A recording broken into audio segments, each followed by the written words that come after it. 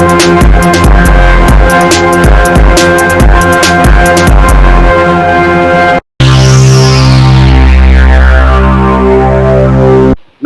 Raisina reports में आपका स्वागत है। मेरा नाम है राजेश आहूजा और हम एक बार फिर से हाजिर हैं फ्लैश पॉइंट में सुरेंद्र सिंह ओबरॉय में है ये सवाल का जवाब जानने के लिए जो कि राज कपूर ने संगम फिल्म में गाते हुए वैजंती माला से पूछा था कि बोल राधा बोल संगम होगा कि नहीं।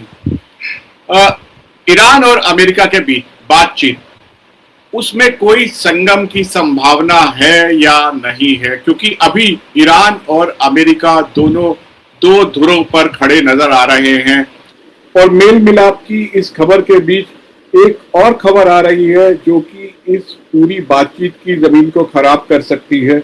इजराइल की मिलिट्री का दावा है कि उन्होंने ईरान की इस्लामिक रेवोल्यूशनरी गार्ड कोर की नेवी के उस कमांडर का नाम है अली रजा तंगसीरी, उनकी हत्या कर दी है जो कि स्टेट ऑफ हॉर्मुज में माइनिंग और ब्लॉकेट के लिए जिम्मेदार था। अभी ईरान की तरफ से इस बात की पुष्टि नहीं हुई है, लेकिन इजरायली सोर्सेज ने ये जानकारी मीडिया को दी है। अमेरिका ने अपना 15 सूत्रीय प्रस्ताव भेजा है, ईरान ने 5 शर्तें लगाई हैं और जो अभी तक संकेत आ रहा है, अभी कोई मीटिंग ग्राउंड नजर नहीं आ रहा है। क्या रुख, किस करवट बैठेगी ये बातचीत, क्या रुख रहेगा? क्या अमेरिका के उपराष्ट्रपति जेडी वांस टर्की जाएंगे या इस्लामाबाद जाएंगे? अमेरिका की तरफ से कौन कौन रिप्रेजेंटेटिव होंगे? इसके अलावा ईरान की तरफ से कौन कौन रिप्रेजेंटेटिव होंगे? क्या आमने सामने बातचीत होगी भी या नहीं होगी? इन तमाम सवालों के जवाब जानने के लिए चलते हैं सुरेंद्र जी के पास। देखिए, अटेम्प्ट तो पूरी की जा रही है राज कपूर की तरह कि वो हाँ में लगे हुए हैं और दूसरी तरफ से ना में हो रहा है, पर कहीं ना कहीं मेल है। जब मैं मेल की बात कर रहा हूँ, मेरा एक कहने का मतलब है कि there is some contact which continues, और एक कांटेक्ट नेगोशिएशंस में बहुत इंपॉर्टेंट होता है और मोस्ट प्रोबेबली जो वो खुद कह रहे हैं फ्रेंडली कंट्रीज हैं। और दूसरा देखिए आप, मैसेज किनसे आ रहे हैं? मैसेज डायरेक्ट ईरान से नहीं आ रहे हैं।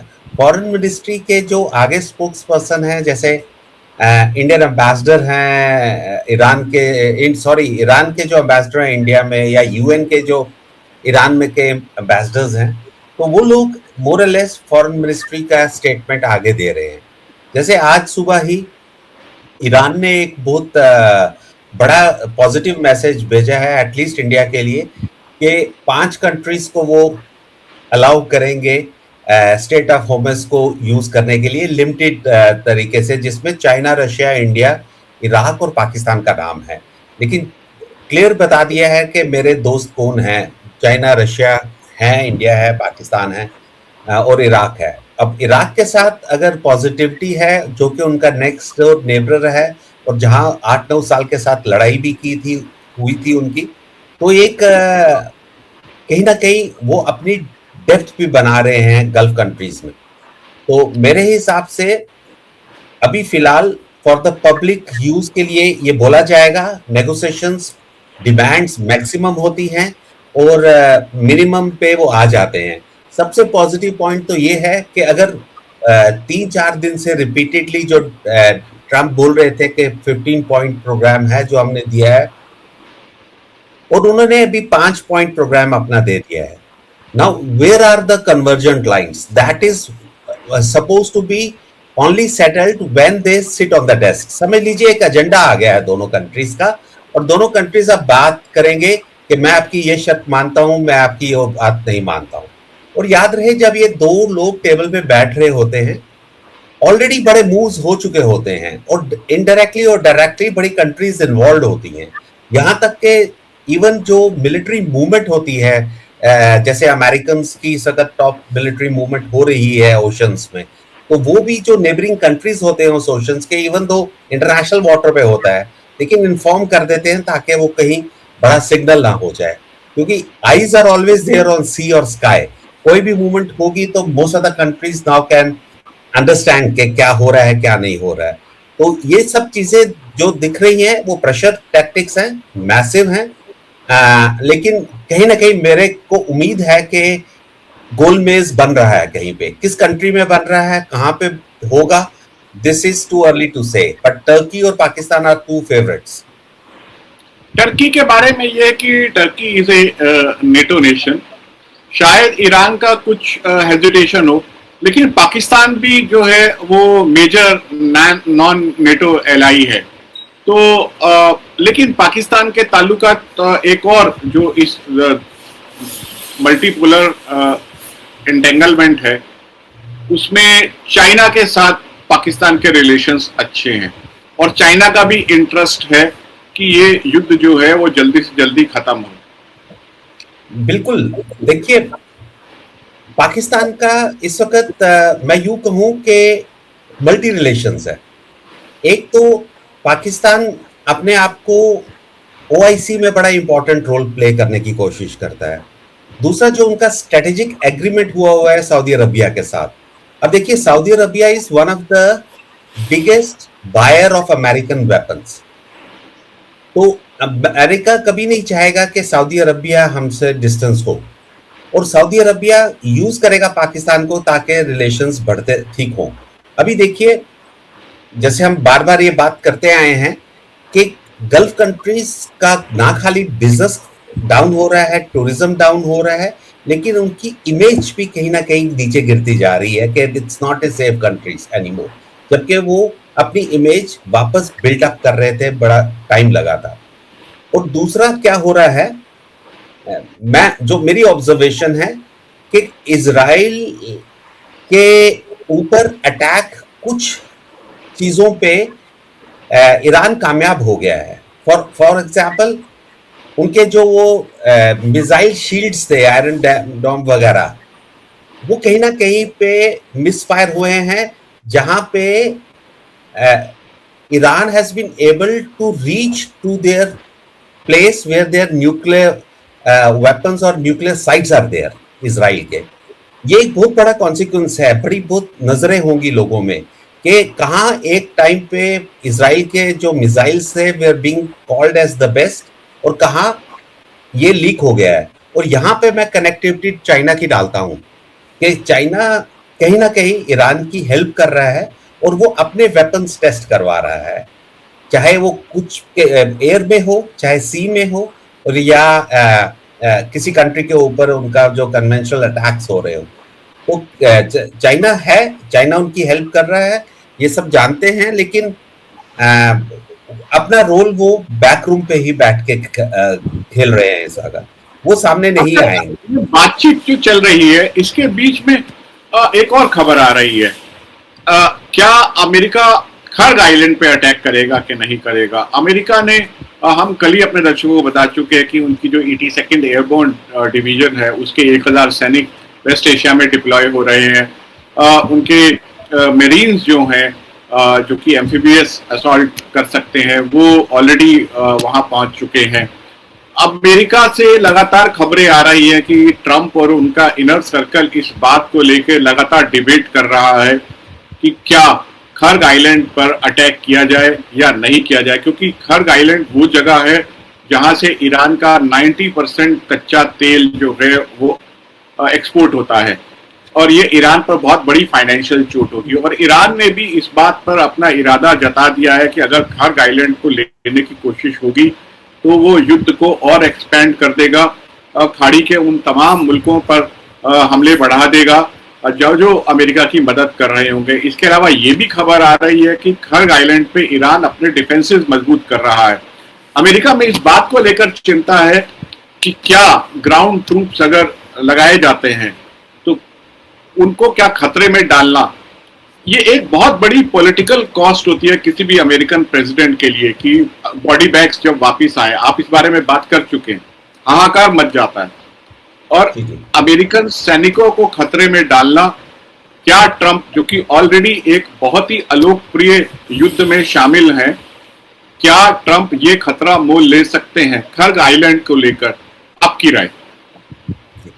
देखिए सबसे पहले 1 महीना होने वाला है, अमेरिकन का जो गोल्स थे वो जो मर्जी बोले कि मैंने 90% उनका डिस्ट्रॉय कर दिया है, मिसाइल साइट्स और बाकी चीजें, या इस खर्ग आइलैंड पे जो वो 90 उन्होंने बोले थे कि मिलिट्री इंस्टॉलेशंस थी, मैंने उनको उड़ा दिया है। और ऑयल और उस के जो पोजीशंस थी वहां पे सप्लाई ट्रांसपोर्टेशन की, उन पे हाथ नहीं लगाया है।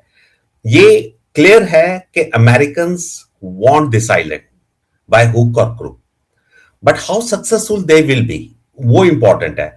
और आप जो अभी खबर बोल रहे थे उस पे एक सीनियर ऑफिशियल ने, एएफपी जो न्यूज एजेंसी है, क्वाइट रिलायबल है और सारे मुस्लिम वर्ल्ड पे काफी छाई हुई है, उनके नेटवर्क कॉरेस्पॉन्डेंट्स काफी हैं, तो उनके ईरान के पास क्लियर इंटेलिजेंस इनपुट है कि कुछ कंट्रीज नियर बाय को यूज करके वो ट्रूप्स को वहां पे बूट्स को भेजना चाहते हैं।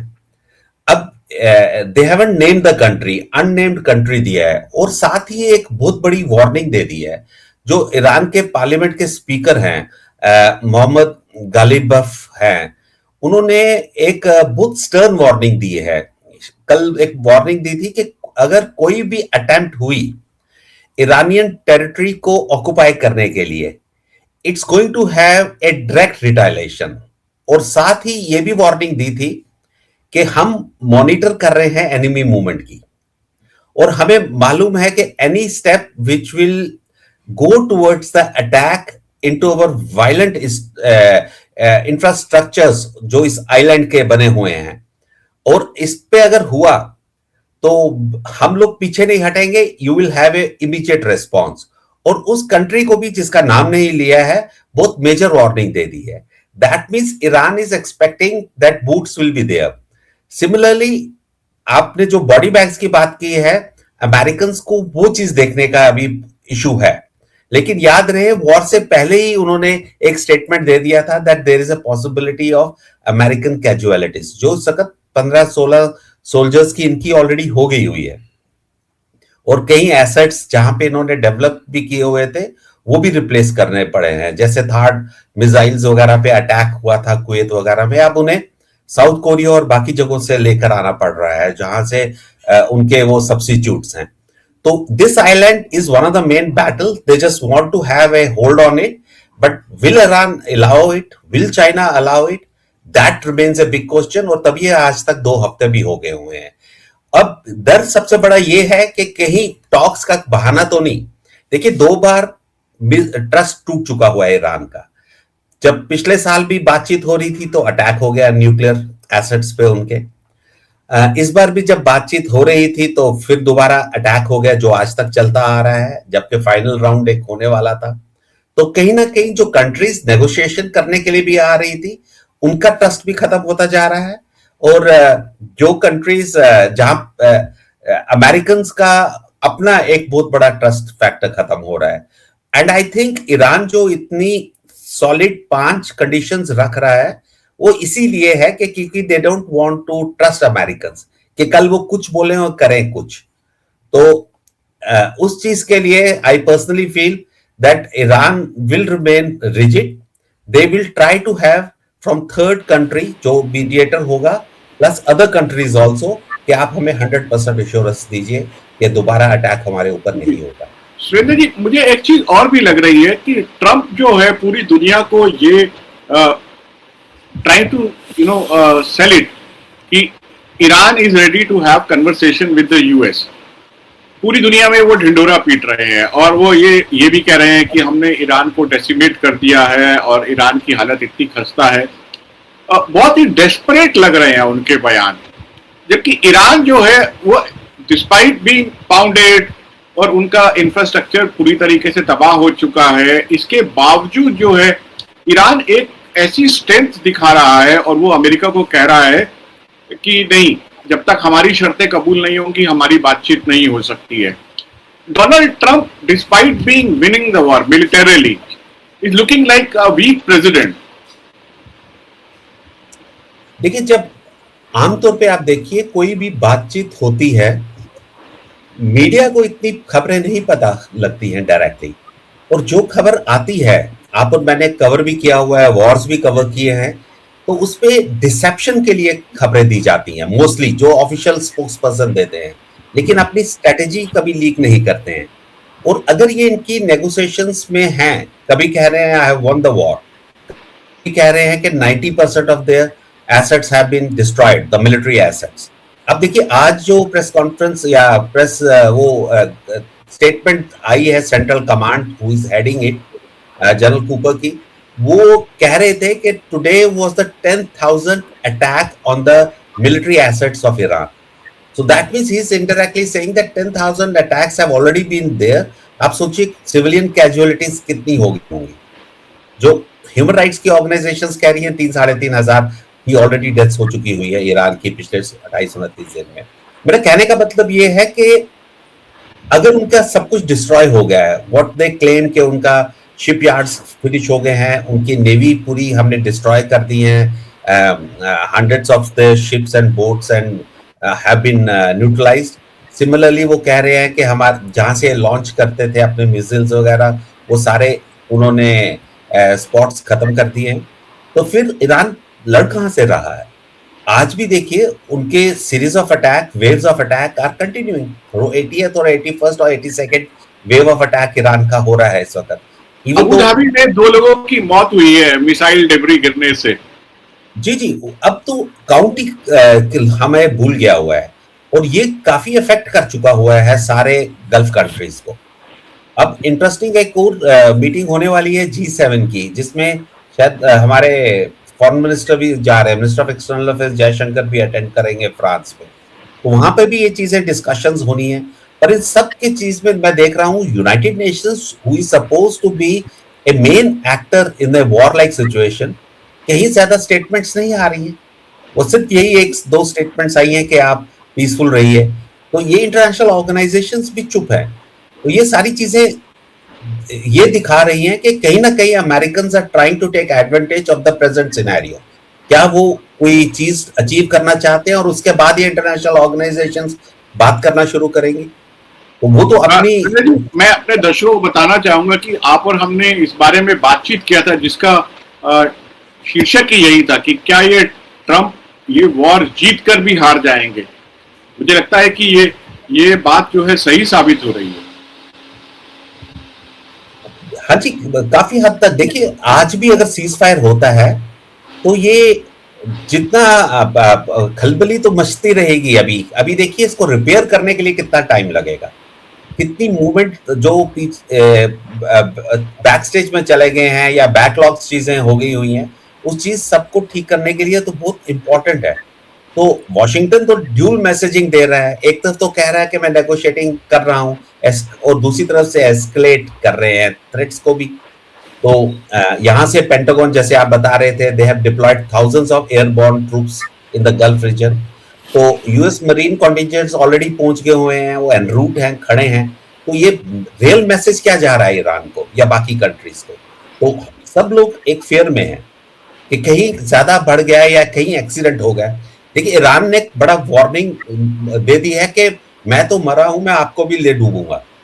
और उनकी लॉसेस हो रहे हैं, उनकी इंस्टेबिलिटी आ रही है कुछ हद तक, लेकिन उनका एक सिस्टम है, लेट सिस्टम है, जो देख रहे हैं हम लोग कि अब तो नाम भी नहीं आ रहे हैं कि कौन सा उनका कमांडर्स है, टॉप कमांडर्स है, और वो यंग लीडर्स है who are ready to die for the country. वो सबसे बड़ा इशू है। और जो आप बॉडी बैग्स की, जैसे हम बार बार पहले भी बोल चुके हुए हैं, अमेरिकन बॉडी बैग्स अगर वापस आना शुरू हो गए तो उनके लिए दोबारा स्ट्रीट्स पे प्रोटेस्ट होना शुरू हो जाएंगे वहां पे। और आजकल इनके रिपब्लिकन्स की वैसे भी डोनाल्ड ट्रंप की इतनी पोजीशन स्ट्रांग नहीं है अमेरिकन में। जी जी जी, बहुत बहुत शुक्रिया इस अपडेट के लिए सुरेंद्र जी।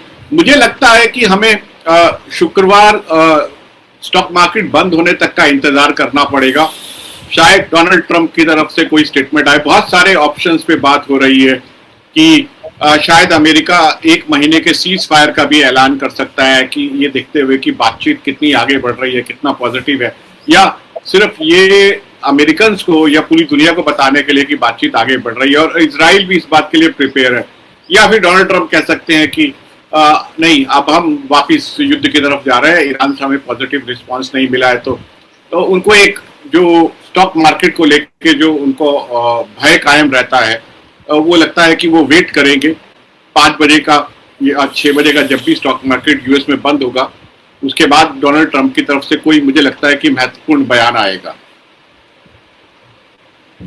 जी जी, बिल्कुल ऐसा ही लगता है। लेट्स, सिचुएशन फ्लूइड है, पर ईरान ने इसीलिए बोला है कि मैं टेम्पररी सीज फायर नहीं चाहता हूं, मैं 100% गारंटी चाहता हूं कि युद्ध बंद हो, क्योंकि ट्रस्ट फैक्टर कहीं ना कहीं बड़ा मिल रहा है। जब तक वो ट्रस्ट फैक्टर नहीं आएगा, मुझे लगता है कि ईरान दोबारा आएगा डेस्क पे। जी जी, बहुत बहुत शुक्रिया इस अपडेट के लिए Surendra ji, thank you very much. Thank you.